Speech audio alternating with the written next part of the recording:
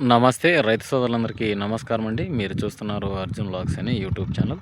ఈరోజు తుంగభద్ర నది సామర్థ్యం గురించి తెలుసుకుందాం. ఈరోజు డ్యామ్కి ఎన్ని నీళ్ళు వచ్చాయి తదితర విషయాలు అయితే తెలుసుకుందామండి. ఈరోజు మనం చూసుకున్నట్లయితే 23వ తారీఖు 7వ నెల 2026వ సంవత్సరం. ఈరోజు వచ్చేపాటికి గురువారం ఉదయానికి 6 గంటలకు అయితే రిపోర్ట్ రావడం జరిగింది.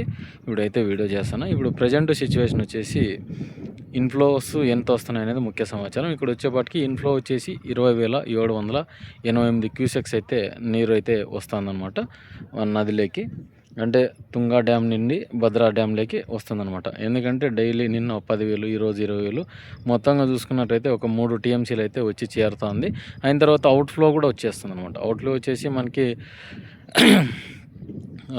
రైట్ బ్యాంక్ ఎల్ఎల్సీకి అయితే వదలలేదు, లెఫ్ట్ బ్యాంక్ ఎల్ఎల్సీకి అయితే వదులుతున్నారు. ఈరోజు వచ్చేపాటికి 17,888 క్యూసెక్స్ అయితే వదిలారు అనమాట. అలాగే లో బ్యాంక్ లెఫ్ట్ కెనాల్కి అయితే 1,100 క్యూసెక్స్ అయితే వదులుతున్నారు అనమాట. అలాగే రైట్ బ్యాంక్ అంటే మన అనంతపురం గుంటకల్ సైడ్ అయితే ఒక 50 క్యూసెక్స్ 80 క్యూసెక్స్ మాత్రమే వదులుతున్నారు, అంతకుమించి అయితే లేదు. మొత్తంగా చూసుకున్నట్లయితే 21 టీఎంసీలో 885 క్యూసెక్స్ అయితే నదిలో అయితే నిల్వ ఉందన్నమాట. అంటే నిన్నటికి ఈరోజు చేంజ్ ఏమబ్బా అంటే ఒక 2 టీఎంసీలు వచ్చి చేరింది.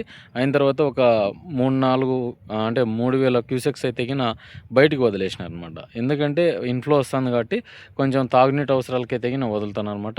ప్రజెంటు మనకి ఇంకా నీళ్లు రావాల్సి ఉంది. నీళ్ళు వస్తే బాగుంటుంది.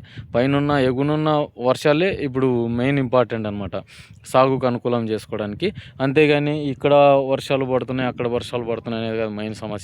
పైన ఎగున అంటే మనకు ప్రజెంట్ సిచ్యువేషన్ ఎల్నినో ప్రభావంతో చాలామంది రైతన్నలు దెబ్బతింటున్నారు.